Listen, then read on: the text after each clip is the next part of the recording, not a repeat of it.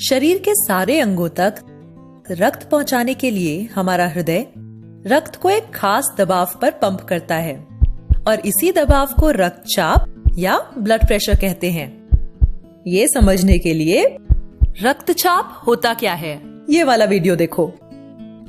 हृदय द्वारा पंप किया गया रक्त वाहिनियों में आता है और इनकी दीवारों पर दबाव बनाता है। इसी का उपयोग करके डॉक्टर ब्लड प्रेशर नापते हैं। बीपी नापने की यह मशीन स्फिग्मो मैनोमीटर का इस्तेमाल होता है। इसे बीपी अपैरेटस भी कहते हैं।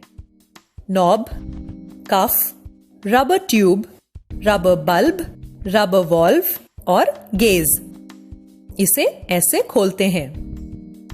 कपड़े से बने इस हिस्से को कफ कहते हैं और इसे ऊपरी बांह पर बांधते हैं। इससे 2 रबर ट्यूब्स जुड़ी होती हैं। इनमें से एक ट्यूब आगे जाकर गेज से जुड़ी होती है और दूसरी इस बल्ब से। गेज एक पट्टी होती है जिससे पता चलता है कि ब्लड प्रेशर कितना है। इसके बीचों बीच एक पतली नली होती है जिसमें मर्क्यूरी यानी पारा ऊपर नीचे जा सकता है। देखो, ये नॉब है। ब्लड प्रेशर नापते समय यह हमेशा आड़ी स्थिति में होना चाहिए। रबर बल्ब में स्क्रू जैसा एक वॉल्व होता है। इसे इस तरह घुमाया जाता है। चलो अब देखते हैं कि ब्लड प्रेशर कैसे नापा जाता है। सबसे पहले डॉक्टर मरीज को आराम से बैठने के लिए कहते हैं। मरीज का हाथ ऐसी स्थिति में होना चाहिए और पैर फर्श को छूने चाहिए। बीपी अपैरेटस खोला जाता है। कफ निकालकर उसे मरीज की कोहनी से 2 अंगुल ऊपर ऐसे बांधते हैं। फिर सुनिश्चित करते हैं कि कफ बहुत कसा हुआ या बहुत ढीला तो नहीं है। उसके बाद स्टेथोस्कोप अपने कानों पर लगाते हैं। चेस्ट पीस में उंगलियों से आवाज करके पता लगाते हैं कि आवाज ठीक से आ रही है या नहीं।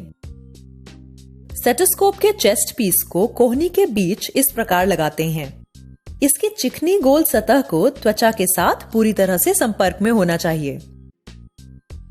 दूसरे हाथ से रबर बल्ब का वॉल्व बंद करते हैं और रबर बल्ब को पंप करते हैं। गेज का पारा ऊपर जाने लगता है। साथ ही कफ में भी हवा भर जाती है। इस हवा के दबाव की वजह से रक्त प्रवाह थोड़ी देर के लिए बंद हो जाता है। जब पारा 160 या 180 तक पहुंच जाता है तो डॉक्टर रबर बल्ब को पंप करना बंद कर देते हैं। वॉल्व को उल्टी दिशा में घुमाया जाता है। अब हाथ से दबाव कम हो जाता है। पारा धीरे धीरे नीचे आता है। पारा नीचे आते समय रक्त प्रवाह फिर से शुरू हो जाता है और उसी समय डॉक्टर को स्टेथोस्कोप से धक धक धक की आवाज सुनाई देती है। इस आवाज की शुरुआत होने पर पारा जिस स्तर पर होता है उसे दर्ज कर लेते हैं और इसे कहते हैं सिस्टोलिक ब्लड प्रेशर। यहां आवाज 110 पर आना शुरू हुई है। पारा नीचे आते समय यह धक धक आवाज आती रहती है और एक जगह पर बंद हो जाती है। आवाज बंद होने पर पारा जिस स्तर पर होता है उसे डायस्टोलिक ब्लड प्रेशर के रूप में दर्ज करते हैं।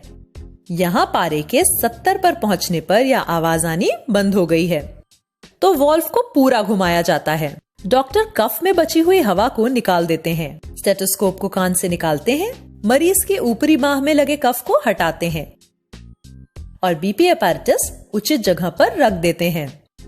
क्या तुम उस मरीज का ब्लड प्रेशर बता सकते हो जिसे हमने इस उदाहरण में देखा है?